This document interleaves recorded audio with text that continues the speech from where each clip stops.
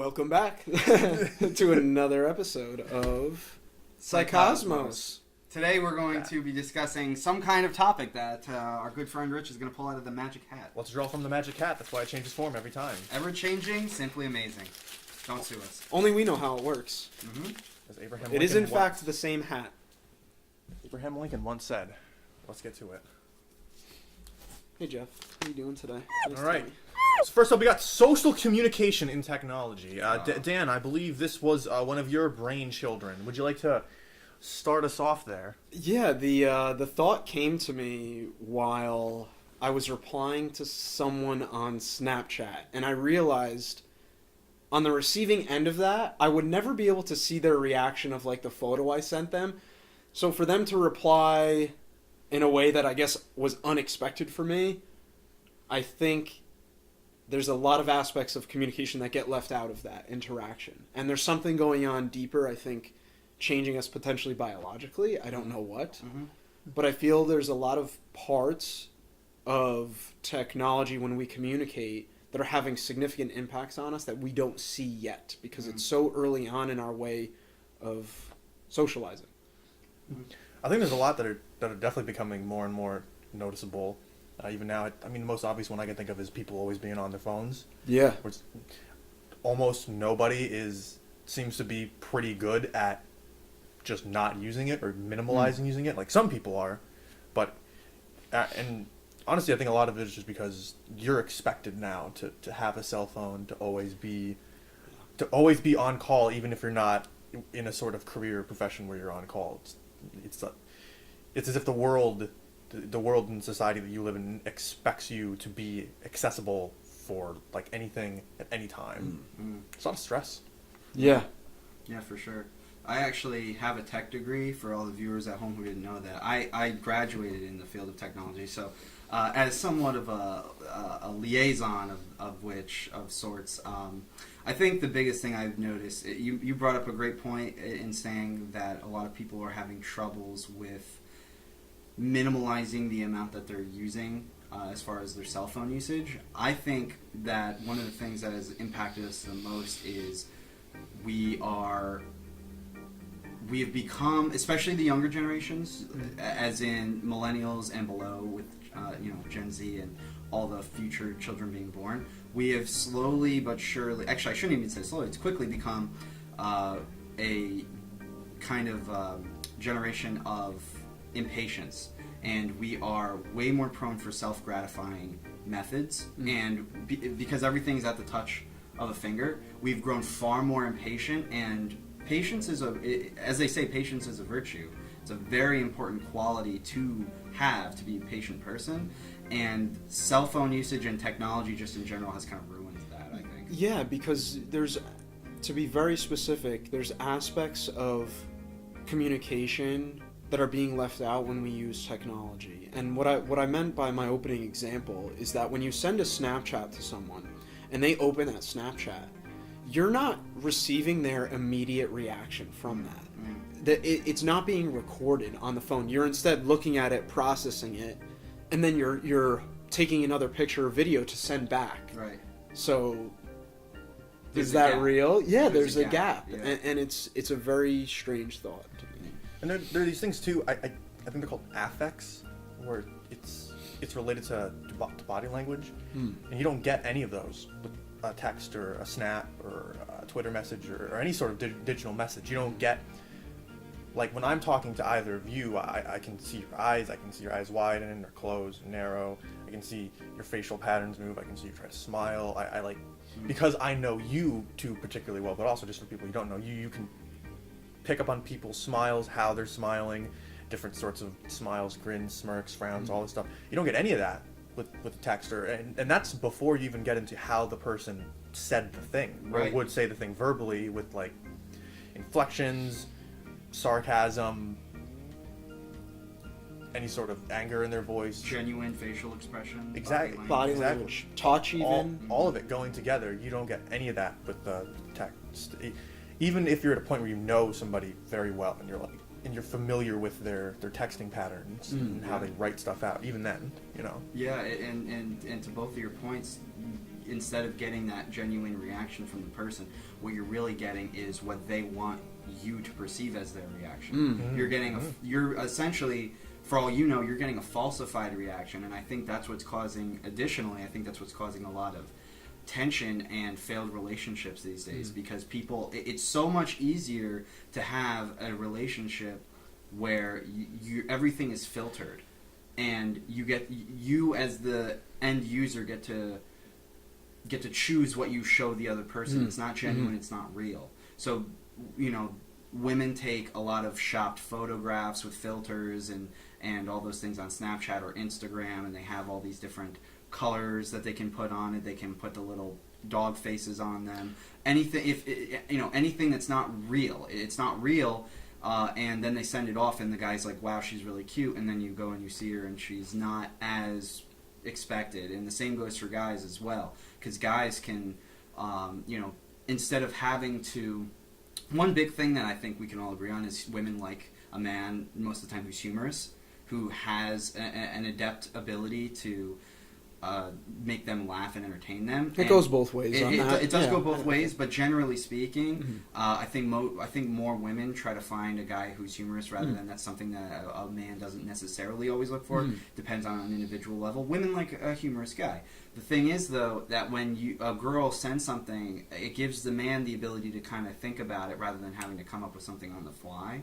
And that difference in time could be something that's unreal. And I've heard a lot of girls go on dates, and they talk with guys, and they're not as they expected. And it just sets a high bar of expectations. And then once reality kind of comes in and the filters are gone and the amount of time you can wait is gone and everything's lifted, it's a much different situation. People don't know how to process that because they're impatient.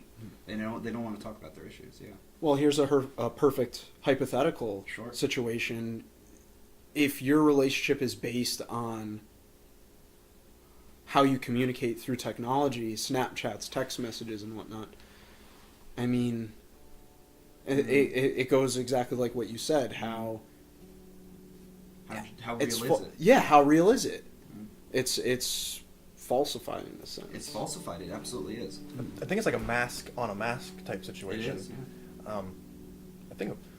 I think it was Jung that said no, but I think Jung called when you go out in society, when you interact with people, you're not being you. You're being, I think he called it your persona. Yes. Your mask of yourself. The way that you want to present yourself to the cultural world and your society and the people around you.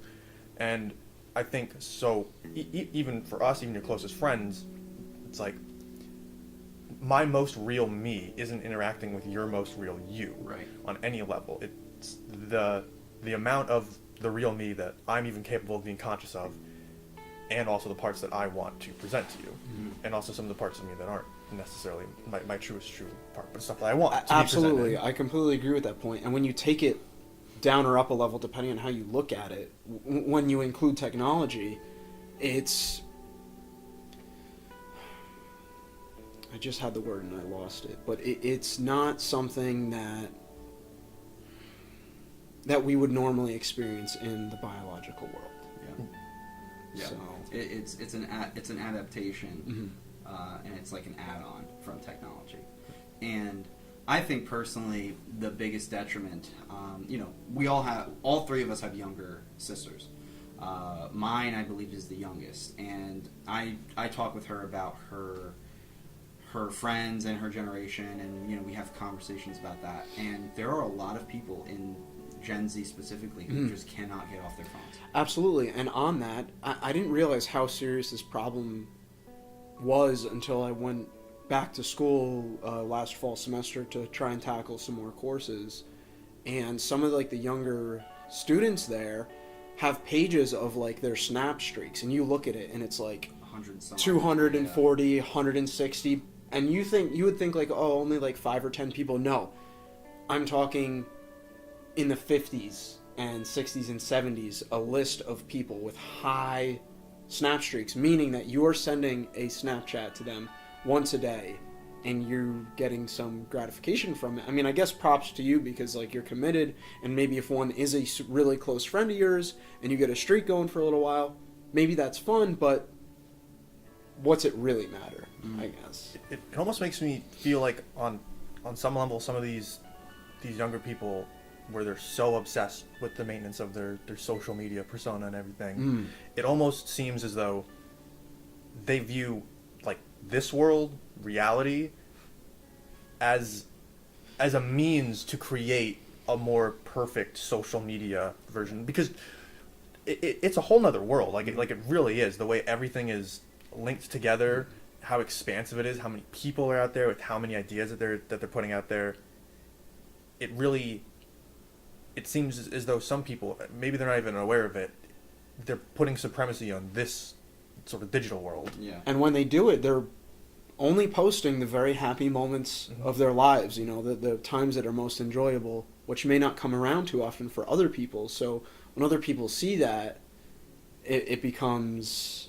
I like where this Go is ahead, going. go ahead. I like where this is going because I want to add on this point. Please do. When everyone has a profile that is extraordinarily positive and only shows the good things of life, and then people experience hard times, it's difficult for people to process those negative emotions because they perceive everyone else as having a better time than them. It eats away at them. And then they lash out and they say ridiculous things like, nobody could ever understand me, or I'm going through such a hard time, I'm the only person who's going through these types of really difficult situations. And it creates a sort of negative entitlement to the point where people honestly and truly believe that the social media profiles of these people's lives are their daily lives. Everyone has ups and downs. Everyone has good days and bad days. They're only posting the positives because they want to create a level of jealousy, and they also want to create a level of superiority in the social hierarchy. Jordan Peterson talks about this quite a lot, and it's definitely true. We all have some sort of scale or clock or some kind of metric system in our brain that kind of puts us on a social level in comparison to other people.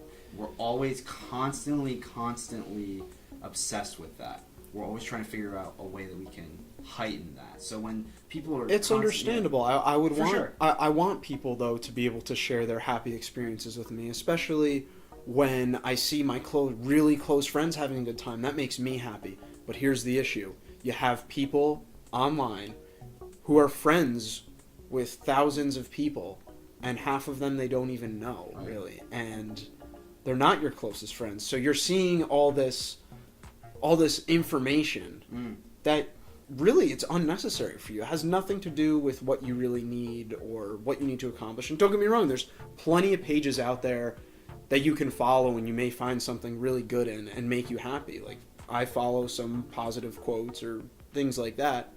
But when you have a ton of people that you don't know and you're not good friends with posting happy things and you see it, it may make you feel those in those sorts of ways. Absolutely. And going off of that point, when you have all these positive things with your friends and everything that you've posted and you are having a bad day, you're essentially not living up to the expectation and goal that you yourself have set for yourself based off of your social media profile. That encourages you to lash out and encourages you to troll people in comments and make other people feel worse just so it can appear to you that your life is going better than other people's. But it's wrong. And I love that we're pointing out this problem because quite honestly, the solution is to put the phone down and go out and live life and gain more experiences. You cannot live life through a filtered lens and through a screen. It's not healthy. It's not plausible to gain enough experiences through life. And I feel as though that's why a lot of these younger generations are having a lot of issues that are talked about not only in the media, but I mean, we've seen them. Not that we listen to the media, but we've seen these issues. These kids are extraordinarily emotional. They're very reactionary. They don't process their emotions well, and they're very impatient. And if they were to just put the phone down, go out and gain some more experiences in the real world, and talk and communicate and empathize with other people as best as they can, they'll be able to gain those positive insights, which will make it so that they don't have to worry about their social media profile. And also just going off that, with the whole patience thing, it's also having the ability and the patience, I think, to just stop. And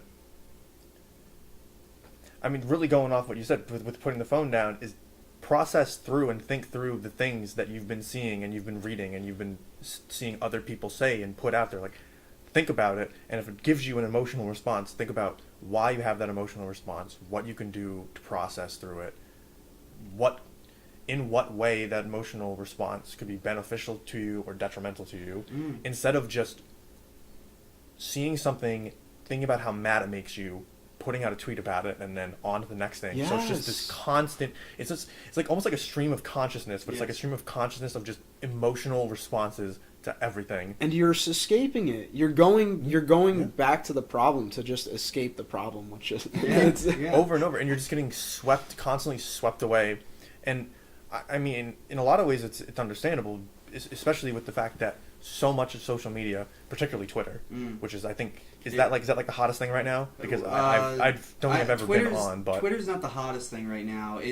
Technically it's still Facebook, but Facebook's really dwindling and Instagram's sort of taking over right now. Twitter is I think number 3, with YouTube being number 2. It's being second. So Twitter is, for what it's worth, for being number 3, where all you do is post like 100 and some odd characters and a picture or video. It's ridiculous how popular it's gotten, just so that people can, even our own president, just I was gonna say, just embellishes his feelings out onto the internet, and so many politicians do, so many figures do, but and it's just politics, news. And, I mean, journalists are freaking quoting Twitter as a source in some cases, which is just scary. That's awful. And you get that on top of the fact that all this social communication, this social media, and all these profiles and everything, and all these postings of opinions and everything, all this feeds into the news cycle on top of that, and then the news cycle feeds into this. It's just this awful positive feedback loop. I know. Which, by the way, does not mean that it's a good thing. Right.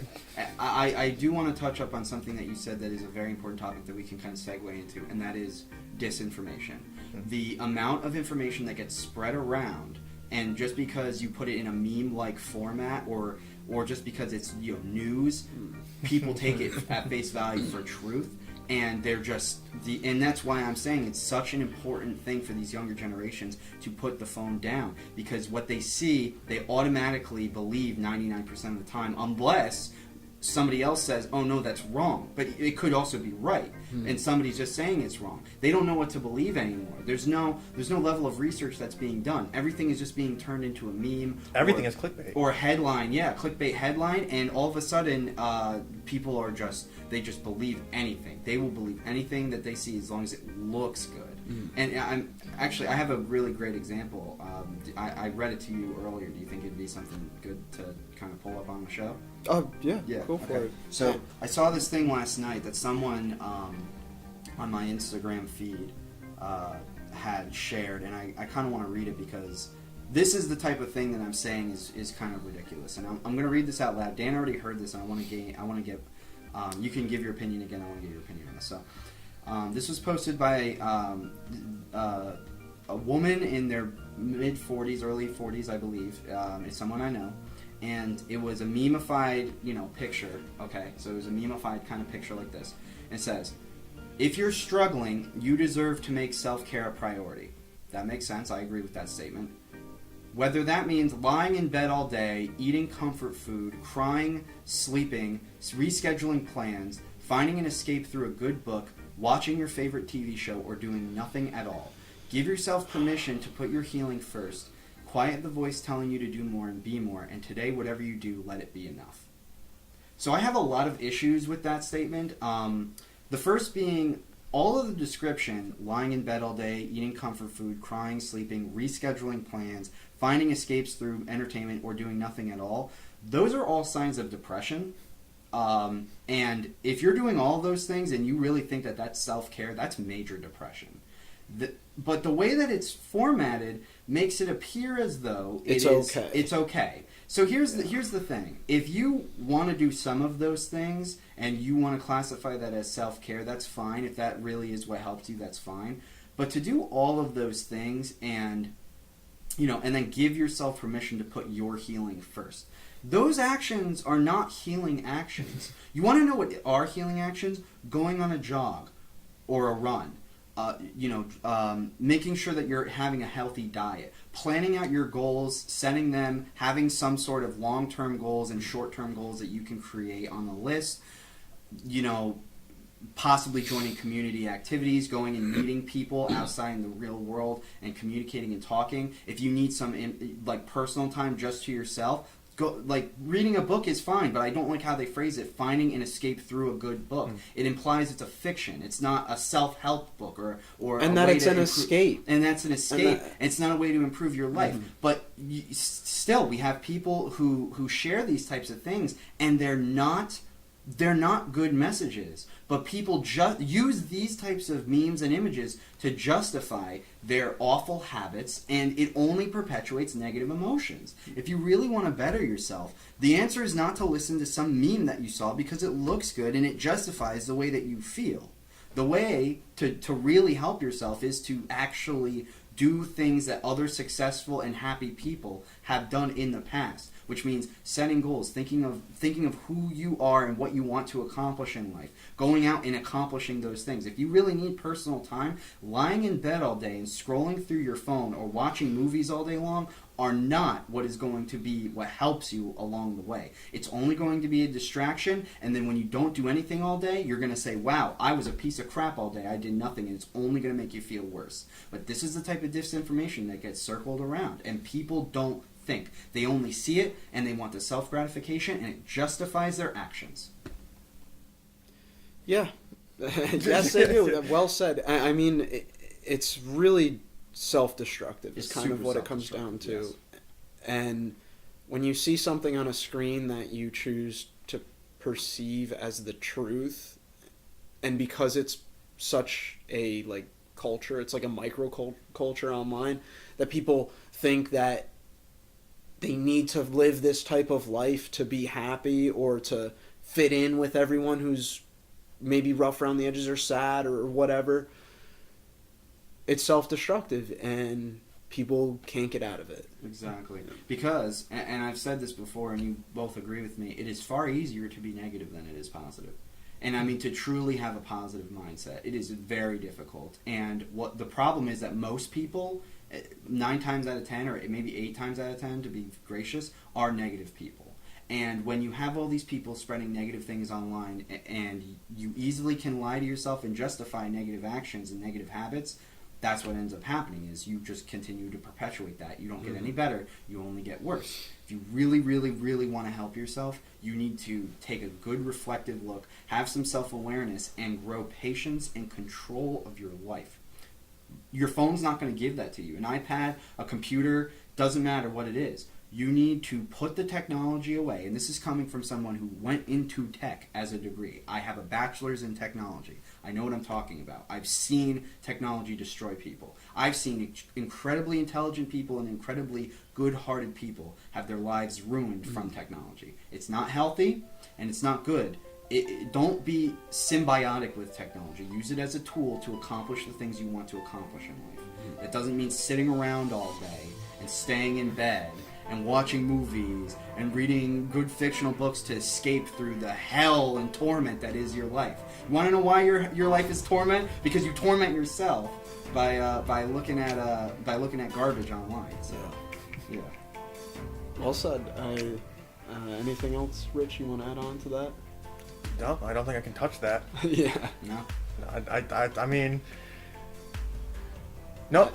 Yeah, I got nothing. Yeah, I think you really hit the nail on the head there. There's nothing else for me to hit there. I'll just be smacking a piece of wood at that point. Well, you know what? Smacking a piece of wood is better than going through Instagram, I think. I'd rather smack a piece of wood. Yeah. At least I'll learn more about wood. Thing is that for a lot of the stuff I'm pretty removed from it, just because I've never had a Twitter or an Instagram. The only thing I've ever had is Facebook, when I've never been really active on that, and I had Tumblr for like a year and a half. It's a good point you make about the smacking the piece of wood thing, because I think no, seriously, but by people staying inside and only seeing interactions happen in the digital world, they're missing so much like beauty and so many other types of interactions that are going on like out in nature, or when you go on a hike and you step on a funny rock and it falls like an interesting way and you go, oh wow, like didn't expect that, like, or you almost died. Yeah, Experience that. That's it, and you get better surprises when you're out and about in the natural world, like on a hike or whatever it might be, than you do getting surprised by the next post as you're just mindlessly scrolling down on Instagram or Facebook or whatever. Yeah, and if you guys want to continue this conversation, we could talk about, and you know what, maybe this will be a topic for another time. But dating apps, that would be a phenomenal thing to touch on. Yeah, boy, those things. We'll save that for another time. Sure. Yeah, because I think we could get a good 20-minute conversation on that one just by itself. So well said, Matt. And go out, get outside. Get some fresh air, exercise. And if there's anything that you've learned today, it's, critically think for yourself. Don't just mindlessly go through and look at memes and take everything at face value. Do some research. Go outside. Get some fresh air. Yeah, it's a balance. Like, of course, an online presence is good. That is undeniably true. We know that in this age. But balance it with other healthy activities like going out, getting fresh air. Everything in moderation. What about moderation? Everything in moderation. Yeah. Okay. Namaste. Namaste. Namaste in bed.